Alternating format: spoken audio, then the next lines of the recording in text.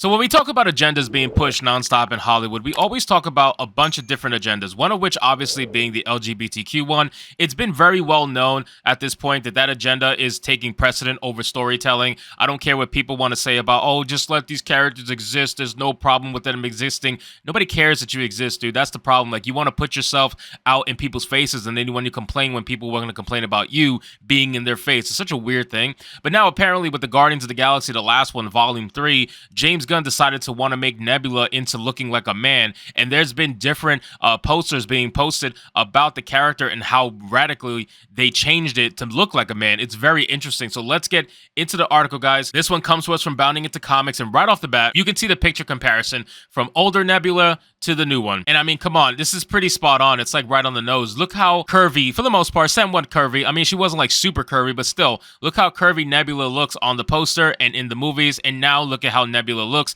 Literally, they made Nebula flat-chested. I'm not even kidding. Like, you could tell Nebula's got boobs here. Nebula's got nothing here. You know what I'm saying? Nebula's got hips here. Nebula has nothing here. Literally, it's just flat. There's no hips, no nothing.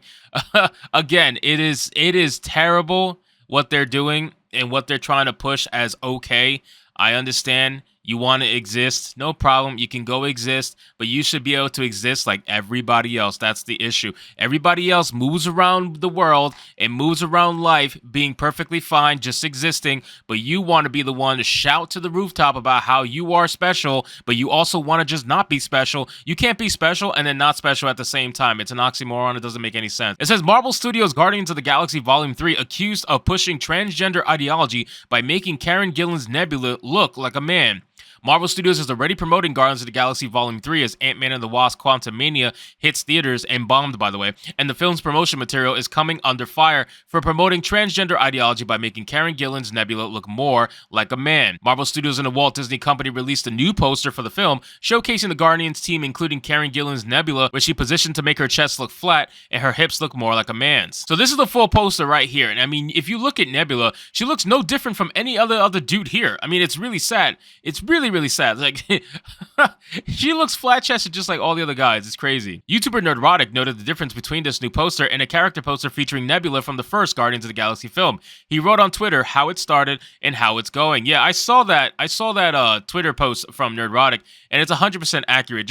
This comparison is so obvious and on the nose, the difference in ideology from the first one to the last one. YouTuber Nina Infinity also questioned what happened to Nebula. Well, there's a lot that happened. Twitter user Sandman MGTOW also shared the two photos and wrote transgender Guardians of the Galaxy. People are having a great time with this. Novelist, comic book creator, and YouTuber John Doe Aros also addressed the poster and its depiction of Nebula, saying Hollywood doesn't allow you to enjoy beauty anymore. That's true. Women are the ones that are being erased here. I want to make that very clear. It's women being erased. It's not men. Men are not the ones being erased because men are the ones that are making sure women are getting erased because they want to run around pretending to be women because they couldn't hack it as a man. That's the issue that's going on right now. So just to be clear, women are 100% the ones that are being erased. It's not men. And you know what's even sadder? What's sadder is that there are so many women that are perfectly fine with that. There are so many women that are just scared to actually come out and say this is stupid. So they're okay with being erased simply so they can look progressive. And it's really sad. It says that's anti-feminist, misogynistic, meh. And you're supposed to feel ashamed for actually going, wow, she's beautiful. He continued, it's really weird because they used to talk about Puritanism when the woke are so much more Puritan on things because at least in Christianity, you're not supposed to lust after something. Of course, there's a difference there and there's a line. Then you look at the SJWs and you're not even supposed to look. You're not supposed to think anything's beautiful. Beauty is ugly to them. The ugly is beauty to them. They try to warp everything on that level, and that's what we have going on right here. Highlighting the new poster in comparison to the original one from the first film, De La Rose asserts, now in the new poster, Guardians of the Galaxy Volume 3, you see how they've changed Nebula to have the shape of a man. So you've got a frame that's very stock, male-like frame like a little boy. The breasts have been chopped off or restrained or something like that. I'm pretty sure they've been chopped off at this point. And there's no reason for this because now these days you're just not getting hit with the replacement characters of all white characters are now black or whatever. You're not getting hit with the little gay storylines. It's not enough anymore. It's 2023, guys. Let's get with it. The new fad is making sure men are women and women are men. It's a transgender agenda, which is the most important thing, he explained. And I agree with that 100%. Over time, see, this is the issue. People get bored with what they created to make themselves feel special in the past. So at first, it used to just be LGBTQ. That was it. Then they started adding letters to that acronym. As they kept adding letters over and over and over again, it became a thing where being gay just wasn't special enough. Now you have to be some sort of like ultra gay. Then when ultra gay wasn't special, it's like different Super Saiyan forms, you know? After ultra gay is not special enough, now you have to have like ultra gay god form or something like that. And then when that's not special enough, then you have to be trans. Now trans is the new special thing. And then now, aside from trans, you have non-binary. Non-binary is good because with non-binary, it allows you to make up whatever the fuck you want. As long as it's in between male and female, you can literally make up a title, say you're that, and roll with it, and you could be the creator of that title for as ever long you want to feel special for. That's the most amazing thing about non-binary. So hopefully, non-binary holds us over for a while before people get bored and decide to start creating weird other titles. You know what I'm saying? But that's exactly what this is, man. People are just bored.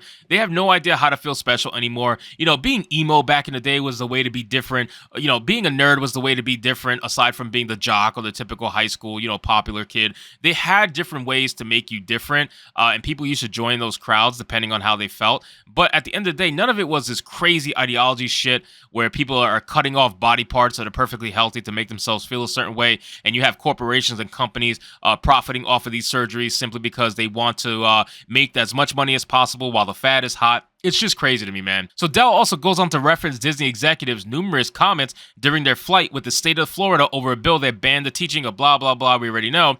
Former Disney CEO Bob Chapek made clear the company would bypass laws like the one in the state of Florida through their programming because this struggle is much, much bigger than any one bill in any one state. I believe the best way for our company to bring about lasting change is through the inspiring content we produce, the welcoming culture we create, and the diverse community organizations we support. And that's exactly what they're doing. If they cannot actually force ideologies and agendas physically in person, they're going to do it through television and movies. That's what they're going to do. Television and movies have always been propaganda machines for the most part, but it wasn't as blatant as it is now. You know, it's really in your face now to the point where I feel like I can't watch almost nothing without enjoying some sort of political ideology shoved down my throat or identity politics shoved down my throat. More so, I would say more so identity politics than political ideology overall. But still, it's an issue that we have with modern day entertainment as to why people like myself exist and other YouTubers like myself exist so that we can shine a light on idiots like this. It says he elaborated, there's a reason content is at the top of this list. For nearly a century, our company's stories have opened minds, inspired dreams, shown the world both as it is and how we wish it could be, and now more than ever represent the incredible diversity of our society. It's amazing how they want to talk about diversity as if diversity never existed. If it wasn't for Disney, if it wasn't for progressives over the last 5 years, diversity would never have existed ever, and it was all but white. The entire country was white from the last few years. It's like, it's so insane, man. Like, diversity existed well before these people ever opened their mouths or made a TV show or a movie, and they want to pretend like they're the ones who started it all. They were the arbiters of it all, and you know what, man? I'm just over it, honestly. These people are just stupid. They really think that they're doing something here, but the only thing they're doing is ruining people's lives and clearly, very clearly profiting off of mental illness in this country. So anyway, guys, thank you so much for watching this video. I hope you did enjoy, and if you did, consider leaving me a subscribe. I would greatly appreciate it. Don't forget to like the video, comment, let me know what you thought, and I'll see you guys on the next one. Hypnotic out.